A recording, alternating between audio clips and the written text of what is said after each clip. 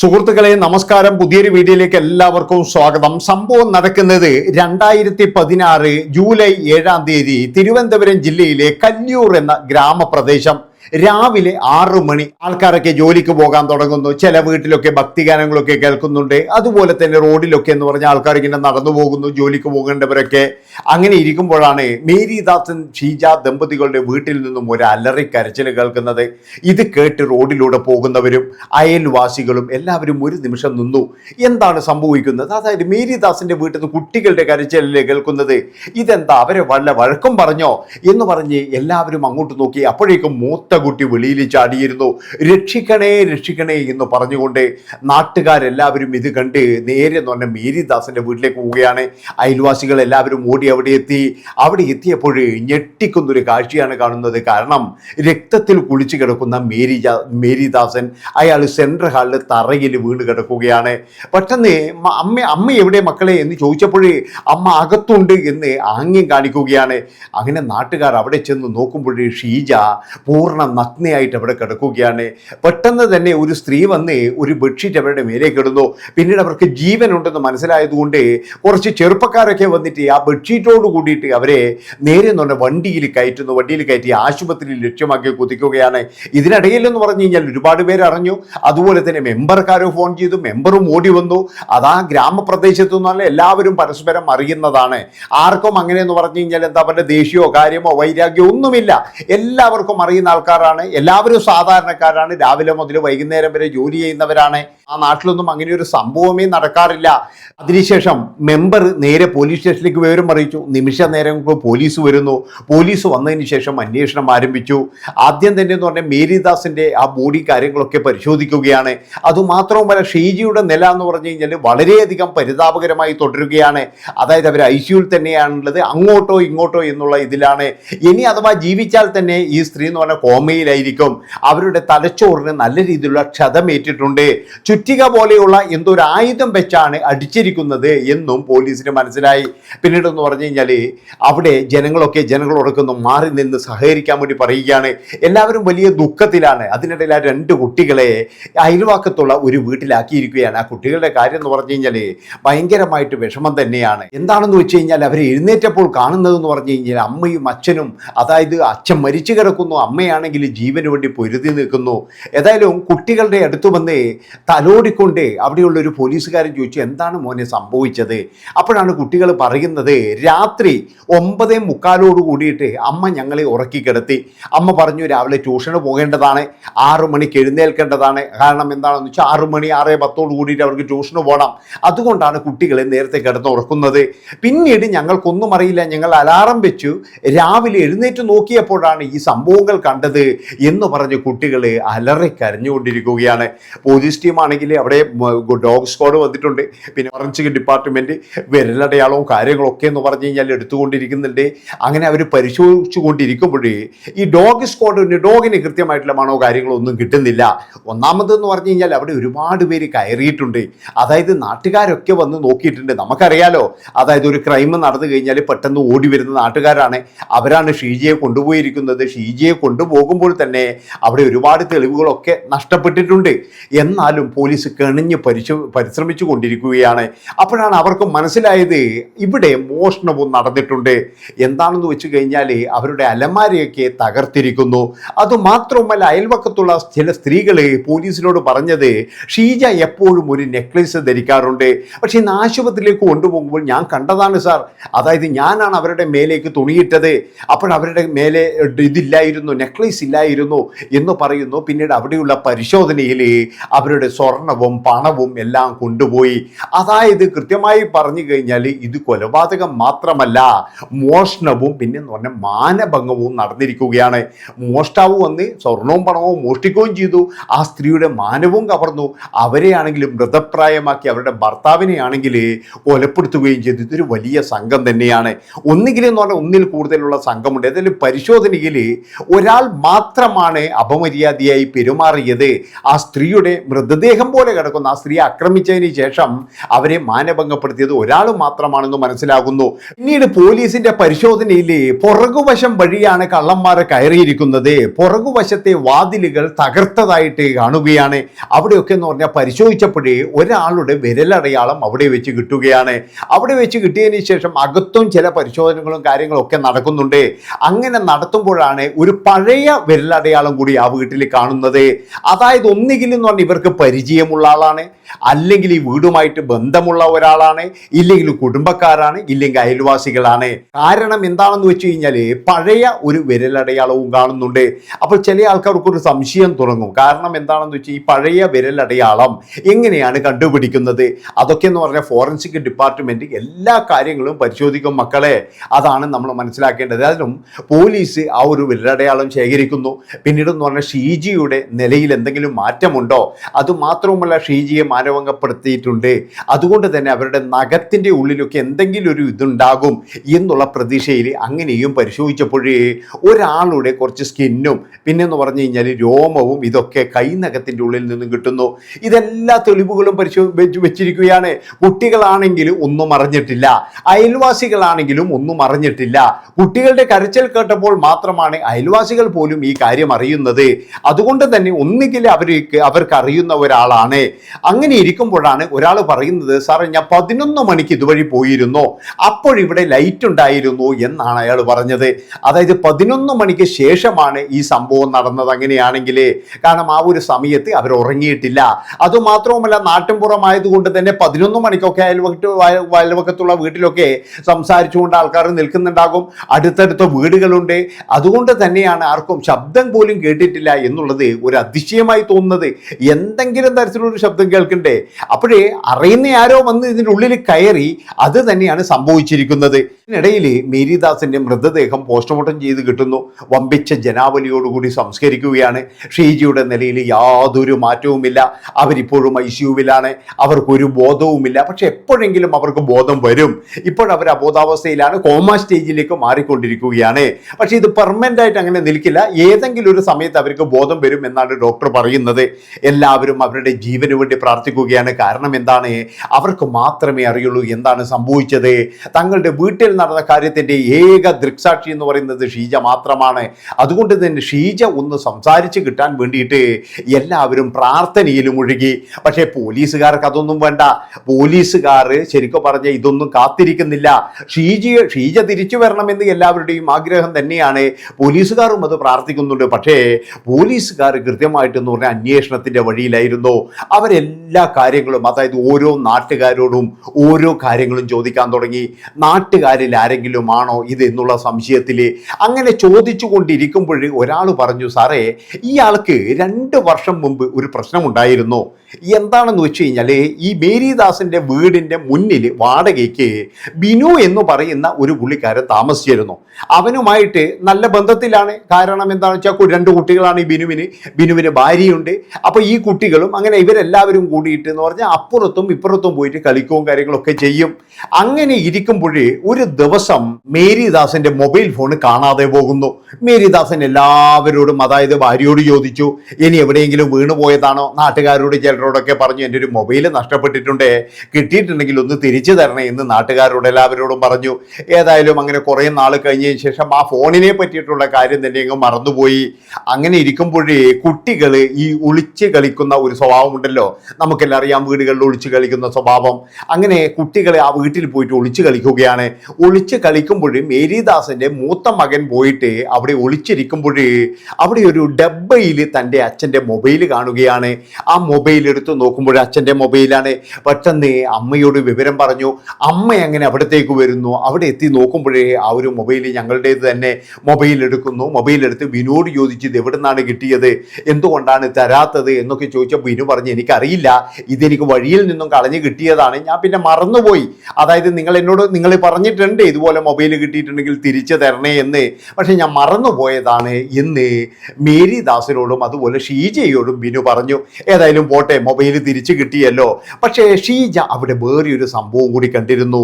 എന്താണെന്ന് വെച്ച് കഴിഞ്ഞാൽ അവിടെ ലോക്കൊക്കെ തുറക്കുന്ന തരത്തിലുള്ള ഒരു ചെറിയ കമ്പികള്, പിന്നെന്ന് പറഞ്ഞു കഴിഞ്ഞാൽ ആയുധങ്ങള്, അതായത് ഒരു മോഷണ സംഘത്തിന്റെ കയ്യിലുള്ള ആയുധം പോലെ. ഏതായാലും അതൊന്നും അത്ര കാര്യമാക്കാതെ ഷീജ നേരെ വീട്ടിലേക്ക് വരികയും ചെയ്തു. ഭർത്താവിനോട് വന്നിട്ട് ഈ കാര്യങ്ങളൊക്കെ പറഞ്ഞു. ഭർത്താവ് പറഞ്ഞു നിനക്ക് തോന്നിപ്പോയതായിരിക്കും എന്ന് പറയുകയും പിന്നീട് ഷീജ ബിനുവിന്റെ ഭാര്യയുമായിട്ട് ഇങ്ങനെ സംസാരിക്കുകയാണ്. സംസാരിക്കുമ്പോഴാണ് ബിനുവിന്റെ ഭാര്യ പറയുന്നത്, ഷീജ ഇതെന്റെ ഭർത്താവൊന്നുമല്ല, അവന് 45 വയസ്സ് മാത്രമേ ഉള്ളൂ, എനിക്ക് 50 വയസ്സുണ്ട്. ഈ കുട്ടികളും അവൻ്റേതല്ല, ഞാൻ അവൻ്റെ കൂടെ ഇറങ്ങി വന്നതാണ്. അവൻ ശരിയില്ല ഷീജ, ഞാൻ അനുഭവിച്ചു കൊണ്ടിരിക്കുകയാണ് ഇപ്പോഴേ. അവൻ കൊടും ക്രിമിനലാണ്, അവൻ കൊലപ്പെടുത്താൻ വരെ മടിയില്ലാത്തവരാണ്, അതുകൊണ്ട് നിങ്ങൾ പോലും വളരെയധികം സൂക്ഷിക്കണം എന്ന് പറഞ്ഞപ്പോഴേ ശരിക്കും ഷീജ വരെ ഞെട്ടിപ്പോയി. പിന്നീട് എന്ന് പറഞ്ഞാൽ കുട്ടികളോട് പറഞ്ഞു, മക്കളെ നിങ്ങൾ അങ്ങോട്ട് പോകണ്ട, അതായത് ഇവിടുന്ന് കണ്ടിക്ക് താഴെ ഇറങ്ങണ്ട, കാരണം എല്ലാം അവർക്ക് ഭയമായി ശരിക്ക്. അങ്ങനെ ഇരിക്കെ ഒരു ദിവസം മേരിദാസൻ എവിടെയോ ജോലിക്ക് പോയതാണ്. അയാൾ അന്ന് വരില്ല എന്ന് എങ്ങനെയോ ബിനു അറിഞ്ഞു എന്നാണ് തോന്നുന്നത്. ഏതായാലും രാത്രിയോട് കൂടിയിട്ട് ബിനു വന്ന് ഇവരുടെ വീട്ടിൽ കയറുകയാണ്. വീട്ടിൽ കയറിയിട്ട് ഷീജയെ ഉപദ്രവിക്കാൻ ശ്രമിക്കുന്നു. ഷീജ വിളിച്ചു കൂവിയത് കൊണ്ട് നാട്ടുകാർ എല്ലാവരും വരുന്നു. പിന്നീടൊന്നും പറഞ്ഞാൽ ബിനു അന്ന് ഓടിപ്പോയതാണ്. അതായത് അന്ന് മുതൽ പിന്നീട് ആരും ബിനുവിനെ കണ്ടിട്ടില്ല, ബിനുവിൻ്റെ ഫാമിലിനെയും കണ്ടിട്ടില്ല എന്നാണ് ഇയാൾ പറയുന്നത്. ബിനു ആരാണ് എന്താണ് എന്നൊന്നും അറിയില്ല. അങ്ങനെ പോലീസ് ഇങ്ങനെ അന്വേഷിച്ച് വന്നപ്പോഴേ വട്ടപ്പാറയിലാണ് ബിനുവിൻ്റെ സ്വദേശം എന്ന് മനസ്സിലാകുന്നു. അവിടെയാണെങ്കിൽ ബിനുവിനൊരു ചെറിയ വീടും കുറച്ച് സ്ഥലമൊക്കെ ഉണ്ട്. പോലീസ് ഏതായാലും അങ്ങോട്ട് പോകുന്നു. അപ്പോഴാണ് പോലീസിന് മനസ്സിലായത് ബിനു എന്ന് പറയുന്നവൻ ചില്ലറക്കാരനല്ല, അവനെതിരെ ഒരുപാട് കേസുകളുണ്ട്, മോഷണ കേസുകളാണ് കൂടുതലും. പിന്നെ നാട്ടുകാരോടൊക്കെ ചോദിച്ചപ്പോൾ നാട്ടുകാർ പറഞ്ഞ് അവൻ ഇവിടെയൊന്നും നിൽക്കാറില്ല, വല്ലപ്പോഴും വരും. പിന്നെ എന്ന് പറഞ്ഞാൽ നാട്ടുകാർ നിർത്തിക്കാറുമില്ല, അവൻ വന്നു കഴിഞ്ഞാൽ നാട്ടുകാർക്ക് പ്രശ്നമാണ്. ചെറുപ്പം മുതൽ എന്ന് പറഞ്ഞാൽ അവൻ ഇത് തന്നെയാണ് തൊഴിൽ. ചെറുപ്പത്തിലൊക്കെ എന്ന് പറഞ്ഞാൽ തേങ്ങയും അതുപോലെ അടക്കയും വാഴക്കുലകളും ഇതാണ് മോഷ്ടിച്ചുകൊണ്ടിരുന്നത്. പിന്നീട് അവൻ എന്ന് പറഞ്ഞു കഴിഞ്ഞാൽ ആൾക്കാരുടെ പണം കക്കാൻ തുടങ്ങി. ഇപ്പോഴാണെങ്കിൽ അതായത് വലിയ വലിയ വീടൊക്കെ കുത്തി തുറന്നിട്ടാണ് പണി എന്നൊക്കെയാണ് കേൾക്കുന്നത് എന്ന നാട്ടുകാർ പറഞ്ഞു. അങ്ങനെ നാട്ടുകാരോട് പറഞ്ഞു നിങ്ങളൊരു കാര്യം ചെയ്യണം, ബിനു വന്നു കഴിഞ്ഞാൽ ഇനി ഞങ്ങളെ അറിയിക്കണം എന്ന് പറഞ്ഞിട്ടാണ് പോലീസ് അവിടെ നിന്നും മടങ്ങിയത്. എന്നാലും പോലീസ് ഈ ബിനുവിൻ്റെ പുറകെ തന്നെയാണ്. എവിടെയായിരിക്കും ബിനു, എന്താണ് എന്നുള്ള തരത്തിൽ. അങ്ങനെ വീണ്ടും പോലീസ് ആ ഗ്രാമത്തിലേക്ക്, അതായത് കല്ലിയൂരിലേക്ക് വരികയാണ്. മേരിദാസന്റെയും അതുപോലെ തന്നെ ഷീജിയുടെയും വീടിനടുത്ത് വെച്ചിട്ട് വീണ്ടും ചില ആൾക്കാരെയൊക്കെ വിളിച്ചു. അതായത് മേരിദാസന്റെ സംസ്കാര ചടങ്ങിന് വരാത്തതായിട്ട് ആരെങ്കിലും ഉണ്ടോ, ആരെങ്കിലും നിങ്ങൾക്ക് സംശയമുണ്ടോ? ഈ നാട്ടിലുള്ള എല്ലാവരും അന്ന് പങ്കെടുത്തിട്ടുണ്ട്, പക്ഷേ ആരെങ്കിലും വരാത്തതായിട്ടുണ്ടോ? ബിനു എവിടെയോ പോയി എന്ന് എല്ലാവരും പറഞ്ഞു. അതുമാത്രവുമല്ല ബിനുവിൻ്റെ ഈ കേസ് നടന്നിട്ട് 2 വർഷം കഴിഞ്ഞു. ഈ 2 വർഷം കഴിഞ്ഞിട്ട് പകയോട് കൂടിയിട്ട് ബിനു ഇവിടെ വന്ന് ഇത് ചെയ്യുമോ? അതുമാത്രവുമല്ല ഒരാൾ പോലും ഒരു ശബ്ദം പോലും കേട്ടിട്ടുമില്ല. ബിനു അങ്ങനെ ഇവിടെ വരികയാണെങ്കിൽ കൃത്യമായിട്ടും തന്നെ മേരിദാസൻ ചിലപ്പോൾ അയൽക്കാരെ എല്ലാവരെയും വിളിക്കും. അതുകൊണ്ട് അറിയുന്ന ആരെങ്കിലും എന്തെങ്കിലും സഹായം ചോദിച്ച് രാത്രി എവിടെ കയറിയിട്ടുണ്ടോ എന്നുള്ള ഒരു സംശയമാണ് പോലീസിന്. അങ്ങനെ പോലീസ് അന്വേഷണത്തിൽ മനസ്സിലായത് മുത്തു എന്ന് പറയുന്ന നാഗർകോവിലുകാരനെ ഇവിടെ കാണാനില്ല. അയാൾ ഇവിടെ ജോലി ചെയ്യുകയാണ്. അയാൾ സംഭവ ദിവസം മുതൽ അയാളെ കണ്ടിട്ടില്ല ഒരാളും. അതുമാത്രവുമല്ല മേരിദാസന്റെ സംസ്കാര ചടങ്ങിലൊന്നും അയാൾ വന്നിട്ടില്ല, അയാൾ പങ്കെടുത്തിട്ടില്ല. ബാക്കി നാട്ടുകാർ മുഴുവനുണ്ട്. ഏതായാലും പോലീസ് മുത്തുവിനെ അന്വേഷിച്ച് നേരെ നാഗർകോവിലേക്ക് പോവുകയാണ്. അവിടെ അപ്പോഴും മുത്തുണ്ട്. മുത്തുവിൻ്റെ മൊബൈലൊന്നും സ്വിച്ച് ഓഫ് അല്ല. മുത്തുവിൻ്റെ മൊബൈൽ നോക്കിയിട്ടാണ് പോകുന്നത്. മുത്തുവിനോട് ചോദിച്ചു നിങ്ങൾ എവിടെയാണെന്ന് ചോദിച്ചപ്പോൾ ഞാൻ എൻ്റെ വീട്ടിലാണ് സാർ എന്ന് മാത്രമാണ് പറയുന്നത്. ഏതായാലും പോലീസ് അവിടെ എത്തുന്നു. പോലീസ് എത്തിയതിന് ശേഷം ചോദിച്ചു നിങ്ങൾ നാട്ടിൽ നടന്ന സംഭവങ്ങളൊക്കെ അറിഞ്ഞില്ലേ? ഞാൻ അറിഞ്ഞു സാർ, എനിക്ക് ജോലി ഇല്ലായിരുന്നു, അതുകൊണ്ട് ഞാൻ എൻ്റെ കുടുംബത്തെ കാണാൻ വേണ്ടി വന്നതാണ്. പിന്നെ ഇവിടെ എത്തിയിട്ട് പിന്നെ ഇനി തിരിച്ചു പോയിട്ടും വലിയ കാര്യമൊന്നുമില്ല, എനിക്ക് അറിയുന്നയാളാണ് ഈ മേരിദാസൻ എന്ന് മുത്തു പറയുകയും ചെയ്തു. അപ്പം മുത്തോട് ചോദിച്ചു നിങ്ങളല്ലേ ഇതൊക്കെ ചെയ്തത്? ഞാൻ എന്തിനാണ് സാർ ചെയ്തത്? ഞാൻ ചെയ്തതല്ല. പോലീസിനെ തന്നെ മനസ്സിലായി അയാൾക്കൊരു കള്ളത്തരവും ഇല്ല. കാരണം എന്താണെന്ന് വെച്ചാൽ അയാൾ മൊബൈൽ സ്വിച്ച് ഓഫ് ചെയ്തിട്ടില്ല, അയാൾ ഒളിവിൽ പോയിട്ടില്ല. അതുമാത്രമല്ല അയാൾ ജോലി ചെയ്യാൻ വേണ്ടി, ജോലി ഇല്ലാത്തതുകൊണ്ട് ഇങ്ങോട്ട് വന്നതാണ്. എന്നാണ്. ഏതായാലും ഇവിടം വരെ വന്ന സ്ഥിതിക്ക് ഒരു കാര്യം ചെയ്യണം മുത്തു, നിങ്ങളൊന്ന് ഞങ്ങളുടെ കൂടെ വരണം. അങ്ങനെ മുത്തുവിനെ കൊണ്ടുപോകുന്നു. പിന്നീട് എന്ന് പറഞ്ഞാൽ വിരലടയാളമൊക്കെ വെച്ച് നോക്കുമ്പോൾ മുത്തുവല്ല എന്ന് മനസ്സിലാവുകയും മുത്തുവിനോട് പൊക്കോളാൻ പറയുകയും ചെയ്തു. അങ്ങനെ മുത്തുവും പോയി. പിന്നീടും പോലീസ് ഇങ്ങനെ അന്വേഷണത്തിൽ തന്നെയാണ്. അപ്പോഴാണ് ഒരു വിവരം കിട്ടുന്നത്. വട്ടപ്പാറയിൽ നിന്നും ഒരാൾ പറഞ്ഞു, സാറേ ബിനുവിന്റെ ചില കാര്യങ്ങൾ എനിക്ക് കിട്ടിയിട്ടുണ്ട്. അതായത് ബിനുവിന് പാറശാലയിൽ ഒരു വീടുണ്ട്, അവിടെ അവൻ ഇടയ്ക്കിടയ്ക്ക് താമസിക്കാൻ വരാറുണ്ട് എന്നുള്ളൊരു വിവരം കിട്ടുന്നു. പിന്നീട് പോലീസ് നേരെ പാറശാലയിലേക്ക് പോകുന്നു. പാറശാലയിൽ നിന്ന് കിട്ടിയ വിവരം എന്താണെന്ന് വെച്ചാൽ തിരുനെൽവേലി എന്ന് പറയുന്ന സ്ഥലത്താണ് ബിനു താമസിക്കുന്നത്. ബിനുവിന്റെ കൂടെ ബിനുവിന്റെ കുടുംബവുമുണ്ട്. അങ്ങനെ നേരെ പോയിട്ട് തിരുനെൽവേലിയിൽ പോകുന്നു. അവിടെ നോക്കുമ്പോൾ ബിനുവിന്റെ കൂടെ ആദ്യം തന്നെയുള്ള സ്ത്രീയുണ്ട്, അവരുടെ 2 മക്കളുണ്ട്. അവരോട് ചോദിച്ചു ബിനു എവിടെയാണ്? അപ്പോഴാണ് പറഞ്ഞത് ബിനു ഇടയ്ക്കിടെ മാത്രമേ ഇങ്ങോട്ട് വരാറുള്ളൂ, ഇതൊരു വാടക വീടാണ് സാർ. ബിനുവും അതുപോലെ തന്നെ ചന്ദ്രൻ എന്ന് പറയുന്ന ഒരാളും അവർ 2 പേരും ഇപ്പോൾ പാർട്ട്ണറായിട്ട് എന്തോ ജോലി ചെയ്യുകയാണ്. അതുകൊണ്ട് തന്നെ എന്നോട് പറയാറുണ്ട് ഒരാഴ്ചക്ക് ഒരിക്കലേ വരികയുള്ളൂ എന്ന് പറയുന്നു. ബിനുവിന്റെ കൂട്ടാളി ചന്ദ്രൻ എന്ന് പറയുന്ന ഒരാളാണെന്ന് പോലീസിന് മനസ്സിലായി. ചന്ദ്രന്റെ വീട് വെല്ലൂരാണെന്ന് മനസ്സിലാകുന്നു. ചന്ദ്രനെ പറ്റി അന്വേഷിച്ചപ്പോഴേ ചന്ദ്രൻ ഒരു ക്രിമിനലാണ്, ഒരു കള്ളനാണ്. അയാളെ പേരിൽ കൊലപാതകമോ കാര്യങ്ങളോ ഒന്നുമില്ല. ഒരുപാട് മോഷണങ്ങൾ നടത്തിയിട്ടുണ്ട്. പക്ഷെ ഇപ്പോൾ തമിഴ്നാട്ടിലാണ് താമസിക്കുന്നത്, വെല്ലൂരില്. ശിക്ഷയും കാര്യങ്ങളൊക്കെ കഴിഞ്ഞിട്ടാണ് അങ്ങോട്ട് പോയിരിക്കുന്നത്. അങ്ങനെ ചന്ദ്രനെ പോലീസ് അന്വേഷിച്ചിട്ട് വെല്ലൂരിലേക്ക് പോകുന്നു. ചന്ദ്രന്റെ സ്വഭാവം എന്ന് പറഞ്ഞു കഴിഞ്ഞാൽ ഏത് പൂട്ടും നിമിഷ നേരങ്ങൾക്കുള്ളിൽ തുറക്കും. അലമാരിയൊക്കെ എന്ന് പറഞ്ഞാൽ പെട്ടെന്ന് തന്നെ തുറക്കുന്ന ഒരു വ്യക്തി തന്നെയാണ് ഈ ചന്ദ്രൻ. അതുകൊണ്ട് തന്നെ എന്ന് പറഞ്ഞാൽ ചന്ദ്രൻ ഈ മോഷണം മാത്രമാണ്, അല്ലാതെ വേറെ ആൾക്കാരെ ഉപദ്രവിക്കുന്ന പരിപാടി ഒന്നുമില്ല. ഇനി അഥവാ അങ്ങനെ ഓടി രക്ഷപ്പെടണം എന്നുണ്ടെങ്കിൽ ഒന്ന് പരിക്കേൽപ്പിക്കും, അത്ര മാത്രമേ ഉള്ളൂ. ഏതായാലും ചന്ദ്രനെ അന്വേഷിച്ച് പോലീസ് വെല്ലൂരിലെത്തുന്നു. വെല്ലൂരിലെത്തിയപ്പോഴും ചന്ദ്രനുണ്ട് അവിടെ, അതുപോലെ തന്നെ ബിനുവുണ്ട്. 2 പേരെയും പോലീസ് അവിടെ നിന്ന് തൂക്കിയെടുക്കുന്നു. തൂക്കിയെടുത്തതിന് ശേഷം നേരെ തിരുവനന്തപുരത്തേക്ക് കൊണ്ടുവരുന്നു. തിരുവനന്തപുരത്ത് വെച്ച് ചോദ്യം ചെയ്യുകയാണ്. ആ ചോദ്യം ചെയ്യലില് ആദ്യം ഇവർ 2 ഉരുണ്ട് കളിച്ചെങ്കിലും പിന്നീട് വിരലടയാളവും അങ്ങനെയുള്ള കാര്യങ്ങളൊക്കെ ഒത്തു നോക്കിയപ്പോഴേ അവിടെ നിന്നും ബിനുവിന്റെ വിരലടയാളമാണെന്ന് മനസ്സിലാകുന്നു. പോലീസ് അങ്ങനെ ചോദ്യം ചെയ്യുമ്പോഴാണ് ബിനു എല്ലാ കാര്യങ്ങളും പറയുന്നത്. അതായത് അവിടെ നിന്നും രക്ഷപ്പെട്ട ബിനു പിന്നീട് പാറശാലയിൽ കുറച്ചു കാലം താമസിച്ചു. അങ്ങനെ ഇരിക്കെയാണ് തിരുനെൽവേലിയിലേക്ക് കുടുംബത്തെ കൊണ്ടുപോവുകയും കുടുംബത്തെ അവിടെ താമസിപ്പിക്കുകയും, അതായത് മോഷണം മുതലൊക്കെ വിൽക്കാൻ തിരുനെൽവേലിയാണ് നല്ലത് എന്നുള്ള ഇതിലാണ് തിരുനെൽവേലി താമസം ആരംഭിച്ചത്. അങ്ങനെ കേരളത്തിൽ വന്നിട്ട് മോഷണം നടത്തി കഴിഞ്ഞാലും നേരെ എന്ന് പറഞ്ഞാൽ തിരുനെൽവേലിയിലേക്ക് പോകും, അവിടെ കുടുംബത്തോടൊപ്പം കഴിയും. കിട്ടിയ മുതലാണെങ്കിൽ അവിടെ വിൽക്കും. അങ്ങനെ ഇരിക്കെയാണ് ചന്ദ്രനെ പരിചയപ്പെടുന്നത്. പിന്നെ 2 പേരും ഷെയറായിട്ടാണ് പ്രവർത്തനങ്ങള്. പെട്ടെന്ന് കേരളത്തിലേക്ക് വന്നൊരു മോഷണം നടത്തിയിട്ട് നിമിഷ നേരങ്ങൾക്കുള്ളിൽ തന്നെ എന്ന് പറഞ്ഞാൽ അവർ തമിഴ്നാട്ടിലെത്തും. മോഷണം മുതൽ അവിടെ വിൽക്കും. അവിടെ വിറ്റതിന് ശേഷം നേരെ വെല്ലൂരിൽ പോയിട്ട് അവിടെയുള്ള ചന്ദ്രന്റെ റൂമിലാണ് 2 പേരും കഴിയുന്നത്. പുറമേ നിന്ന് നോക്കിക്കഴിഞ്ഞാൽ അവരെന്തോ ജോലിക്ക് പോയതാണ്. 2 പേരും പാർട്ട്ണറായിട്ട് എന്തോ ജോലി ചെയ്യുന്നു. പക്ഷെ ജോലി എന്ന് പറഞ്ഞു കഴിഞ്ഞാൽ കേരളത്തിൽ മോഷണം നടത്തുക എന്ന് മാത്രമാണ്. അങ്ങനെ ഇരിക്കുകയാണ് ഒരു ദിവസം ചന്ദ്രനോട് ബിനു പറയുന്നത്, പണ്ട് ഞാൻ താമസിച്ച ഒരു വീടുണ്ട്, ആ വീട്ടിൽ ഒരു സ്ത്രീയുണ്ട്. ആ സ്ത്രീയുടെ കഴുത്തിൽ നല്ലൊരു മാലുണ്ട്, ഒരു നെക്ലേസ് ഉണ്ട്, ഒരു 3-4 പവൻ വരും. അത് മാത്രവുമല്ല അവന്റെ കയ്യിലും ഒരുപാട് പൈസയുണ്ട്. അവരുടെ സ്വർണവും കാര്യങ്ങളൊക്കെ ഉണ്ട്, അലമാരയിൽ ഉണ്ടാകും. നമുക്കൊരു കാര്യം ചെയ്യാം, അവിടത്തേക്ക് പോയാലോ എന്നുള്ളൊരു ആലോചന. അങ്ങനെയാണ് 2016 ജൂലൈ 6-ാം തീയതി രാത്രി 11:30 മണിയോട് കൂടിയിട്ട് ബിനുവും ചന്ദ്രനും കൂടി കല്ലിയൂരിലെത്തുന്നത്. അപ്പോഴേ ഗ്രാമം ഉറങ്ങിയിരുന്നില്ല. അതുകൊണ്ട് തന്നെ അവരടുത്തുള്ള ഒരു കുറ്റിക്കാട്ടിൽ ഒളിച്ചിരിക്കുകയാണ്. കാരണം ബിനുവിന് ആ ഒരു സ്ഥലത്തെ പറ്റി കൃത്യമായിട്ട് അറിയാം. അവിടെ ഒരു 12 മണി കഴിഞ്ഞാൽ ഒരാൾ പോലുമില്ല, എല്ലാവരും ഉറങ്ങുന്നു കൃത്യമായിട്ട് അറിയാം. അങ്ങനെ 12 മണിയായി. 12 മണിയായപ്പോൾ ഇവർ 2 പേരും നേരെ മേരിദാസിന്റെ വീടിന്റെ പുറകുവശത്തെത്തുന്നു. അവിടെ എത്തിയപ്പോൾ എല്ലാവരും നല്ല ഉറക്കാണ്. അതിനുശേഷമാണ് അതായത് ഡോറിന്റെ ലോക്ക് ചന്ദ്രൻ തകർക്കുന്നത്. 2 പേരും അകത്ത് കയറുന്നു. അകത്ത് കയറിയിട്ട് ബെഡ്റൂമിലുള്ള അലമാര തുറക്കാൻ ശ്രമിക്കുകയാണ് ചന്ദ്രൻ. അപ്പോഴാണ് ബിനുവിന് ആ പഴയ ഒരു മോഹം, അതായത് മേരിദാസിന്റെ ഭാര്യയായ ഷീജിയോടുള്ള ഒരു കമ്പം. അങ്ങനെ ഷീജി ഇങ്ങനെ നോക്കി നിൽക്കുകയാണ്. ഷീജിയുടെ അടുത്ത് ബിനു കിടക്കുന്നു. അതിനുശേഷം കുറച്ചു നേരം ഇങ്ങനെ നോക്കി നിൽക്കുമ്പോഴേ പെട്ടെന്ന് മേരിദാസിന് ഉണരുകയാണ്. മേരിദാസിന് ഉണർന്നതും അത് ബിനുവിനെ കണ്ടതും നീ എന്താടാ ഇവിടെ എന്ന് ചോദിക്കുമ്പോഴേക്കും ചന്ദ്രന്റെ കയ്യിലായിരുന്നു ചുറ്റിക. ചന്ദ്രന്റെ കയ്യിൽ നിന്നും ചുറ്റിക വാങ്ങി വാങ്ങിച്ച ബിനു പെട്ടെന്ന് തന്നെ മേരിദാസിന്റെ തലക്കിട്ടടിക്കുകയാണ്. 2 അടിയാണ് തലക്ക് കൊടുത്തത്. അതിനുശേഷം ഷീജ ഉണരുന്നു. ഷീജയുടെ തലയിലും കൊടുക്കുന്നു അടി. പിന്നീട് എന്ന് പറഞ്ഞാൽ ചന്ദ്രനെ അവിടെ നിന്നും രണ്ടുപേരും വലിച്ച് സെൻട്രൽ ഹാളിൽ കൊണ്ടിടുന്നു. കുട്ടികളുടെ റൂമൊക്കെ അതിനു മുന്നേ തന്നെ ഇവർ രണ്ടുപേരും പൂട്ടിയിരുന്നു. ഷീജയെ അവിടെ വെച്ച്, അതായത് ചന്ദ്രൻ പൂട്ട് തുറന്ന് പൈസയും സ്വർണവും എടുക്കുമ്പോഴേക്കും ഷീജയെ ചന്ദ്രന്റെ മുന്നിലിട്ട് തന്നെ ബിനു മാനഭംഗപ്പെടുത്തിക്കൊണ്ടിരിക്കുകയാണ്. ബിനു ആണ് മാനഭംഗപ്പെടുത്തിയത് സാർ, ഞാൻ മാനഭംഗപ്പെടുത്തിയിട്ടില്ല, എനിക്ക് അങ്ങനത്തെ പരിപാടിയുമില്ല എന്നാണ് ചന്ദ്രൻ പോലീസിനോട് പറഞ്ഞത്. നീ ഇത് നോക്കി നിന്നില്ല എന്ന് ചോദിച്ചപ്പോൾ സാർ ഇവൻ എൻ്റെ പാർട്ട്ണറാണ്, ഇവൻ ചെയ്യുന്ന കാര്യങ്ങളൊക്കെ എന്ന് പറഞ്ഞാൽ മോശമാണെങ്കിലും അത് കണ്ടു നിൽക്കുക എനിക്ക് കഴിയുള്ളൂ എന്നാണ് ചന്ദ്രൻ പിന്നീട് പറഞ്ഞത്.